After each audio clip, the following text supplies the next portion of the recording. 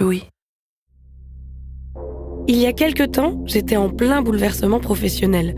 Je me sentais déconsidérée, pas vraiment respectée, impuissante surtout. Et une nuit, à 4h du matin, je me suis réveillée avec une rage terrible au ventre. Un truc que je connaissais pas. Vraiment inédit pour moi.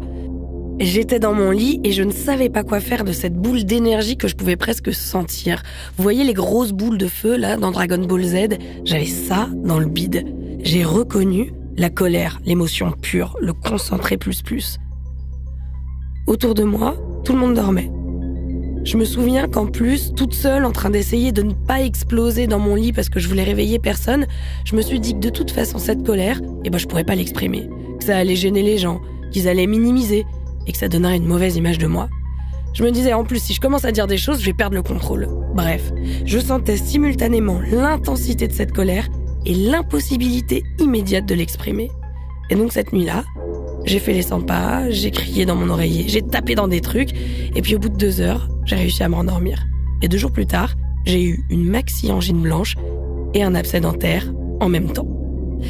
Je crois que c'est de là, très exactement, que me vient cet épisode sur la colère. Qu'en faire avant l'abcès dentaire ? Que faire de ces colères qu'on nous intime de ne pas exprimer avant qu'elles ne nous détruisent nous ou les autres autour de nous ? Je suis Marie Misset, bienvenue dans Émotion.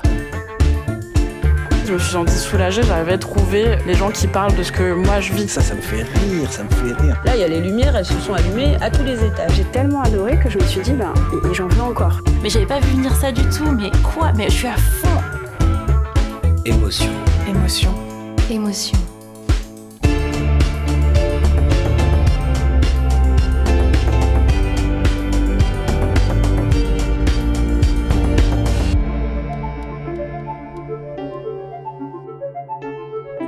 La colère, soyons clairs, ça n'est pas notre émotion préférée.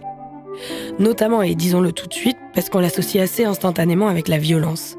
D'ailleurs, ça commence très tôt, l'idée que la colère ne doit pas être exprimée. Très jeune, on comprend que c'est une émotion un peu à part, qu'il faut veiller à mettre en sourdine. En témoigne cette conversation avec mon fils. Par exemple, la colère, ça sent quoi ? Le caca.